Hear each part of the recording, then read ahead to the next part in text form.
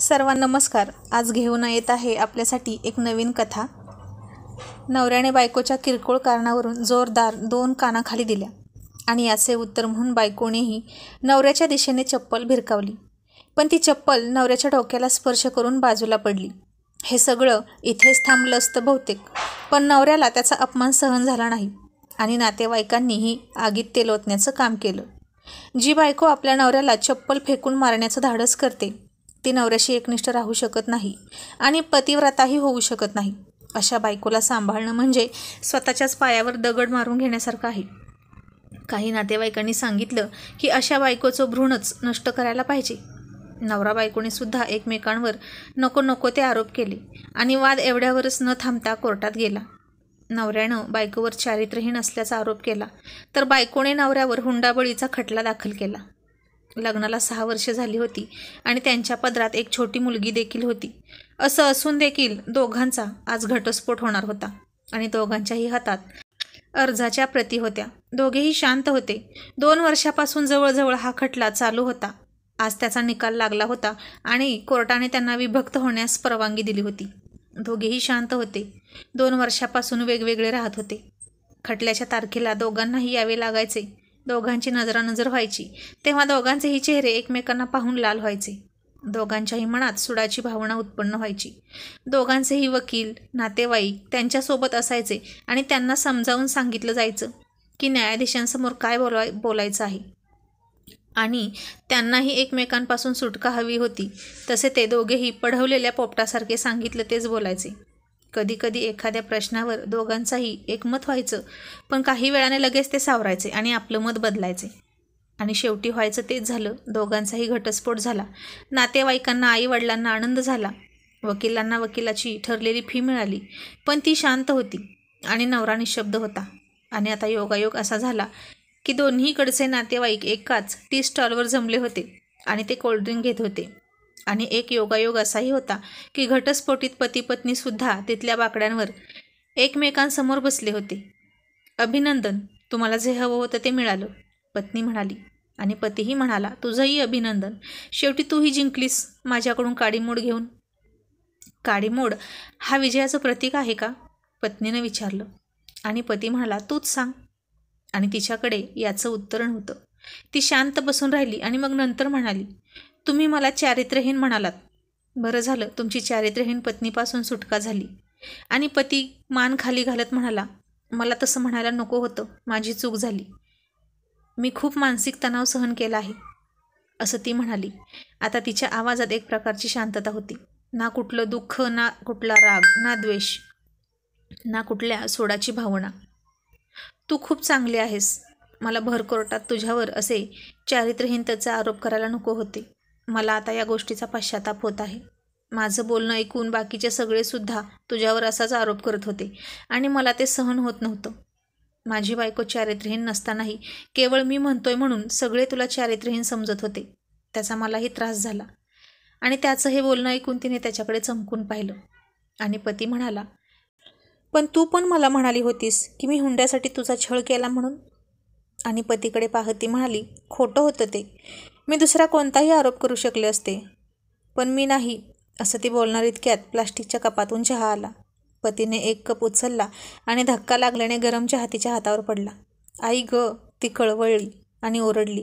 पतीने लगेचच तिचा हात पकडून तिच्या हातावर फुंकर घातली. ती त्याच्याकडे एकटक पाहत होती. त्यानं घातलेल्या प्रेमळ फुंकरीने तिची वेदना कमी होत होती. पतीसुद्धा विचारात हरवून गेला आणि काही वेळाने भानावर येत म्हणाला, तुला 8 लाख रुपये द्यायचे आहेत आणि सोबतच 7,000 रुपये महिना. आणि पत्नी म्हणाली, हो बरं मग. मग पती म्हणाला, मुंबईचा जो फ्लॅट आहे तो तर तुला माहीतच आहे, तो मी तुझ्या नावावर करतो. सध्या माझ्याकडे 8 लाख रुपये नाहीत तुला देण्यासाठी. मग पत्नी म्हणाली, मुंबईतल्या फ्लॅटची किंमत तर 25 लाख आहे, मला तर फक्त 8 लाख पाहिजेत. पती म्हणाला, आपली मुलगी तुझ्याकडेच राहणार आहे, तिचे अनेक खर्च असतील, ती मोठी होत आहे. मग पत्नी म्हणाली, त्यासाठी तर तुम्ही महिना 7,000 रुपये देणारच आहात ना? हो नक्की देईन. तो म्हणाला. 8 लाख रुपये जर तुमच्याकडे नसतील तर नका देऊ, ती आत्मीयतेने म्हणाली.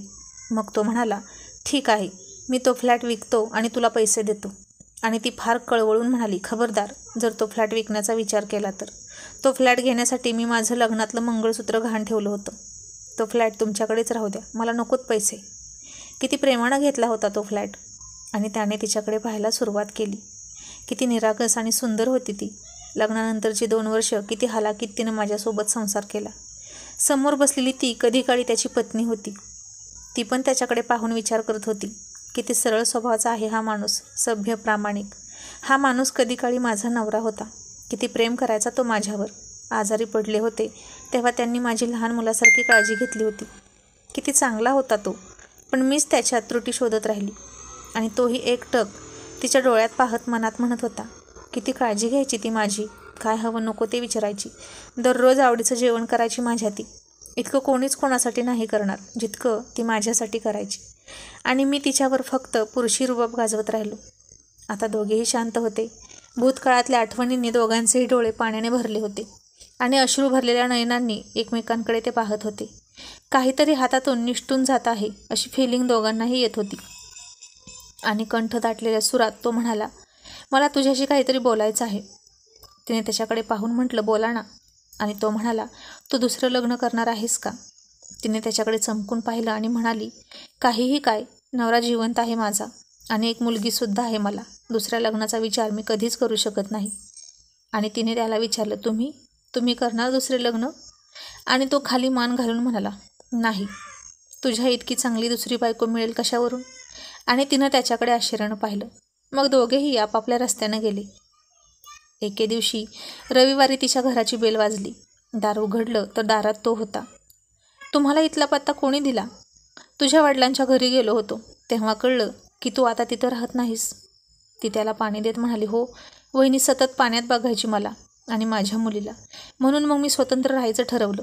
तिच्या संसारात उगीच लुडबुड नको ना म्हणून. आणि इथेच जवळ आता मी कामाला पण जाते. आता बाहेर जाऊन पैसे कमवताना काय त्रास होतो हे तिला कळत होतं. नवरा दररोज बाहेर जातो आणि संध्याकाळी येताना का वैतागलेला असतो हे समजायला लागलं होतं. पण आता काय उपयोग?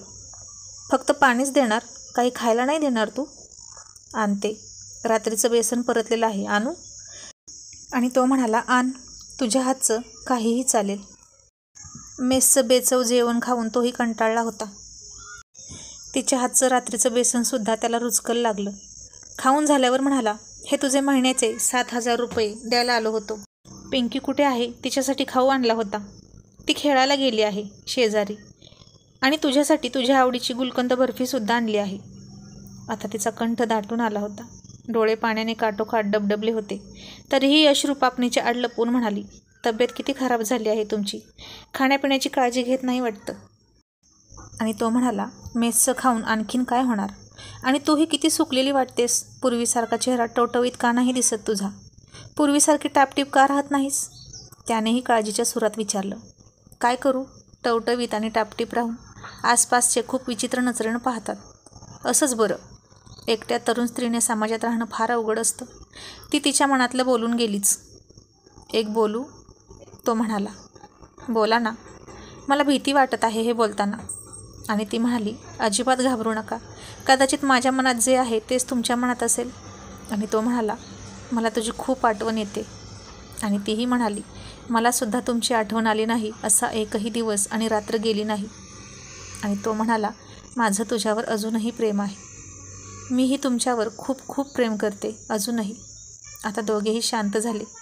त्यानं खिशात हात घातला आणि खिशातला गजरा काढून म्हणाला, हा तुझ्यासाठी आणला आहे. सॉरी, रागवू नकोस, पण तुझी इच्छा असेल तरच घाल. आणि तिने त्याच्याकडे पाठ केली. त्याला वाटलं तिनं चिडून तोंड फिरवलं आणि तो हिरमुसला. थोडा वेळ वाट पाहून तीच म्हणाली, किती वेळ वाट पाहायला लावणार अजून? माळा ना पटकन केसात गजरा. त्यानं हसूनच गजरा माळला तिला.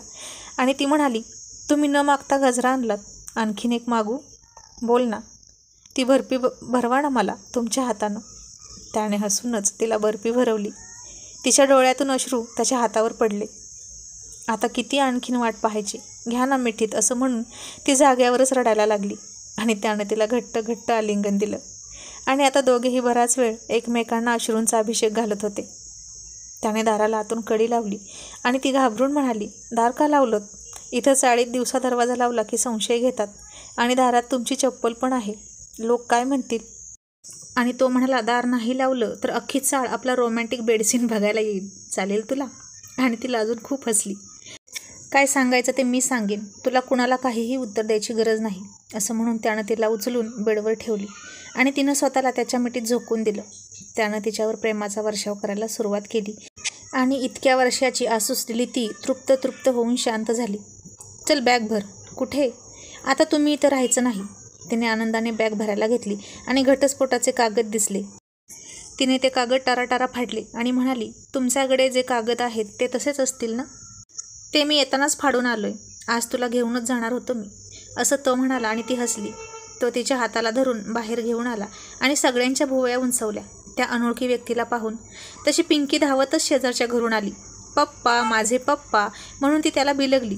त्यानं एका हाताने तिला कडेवर उचलून घेतलं आणि तिचा गोड गोड पापा घेतला आणि सगळ्यांच्या उंचावलेल्या भुवया आणि तिरक्या नजरा आपोआप खाली गेल्या आणि ती फार थाटात फ्रंट सीटवर त्याच्या शेजारी बसून पुन्हा एकदा ताठ मानेने त्याच्यासोबत नवीन आयुष्याची सुरुवात करायला निघाली. आणि आता तिचा मरगळलेला चेहरा फार फार टवटवीत दिसत होता.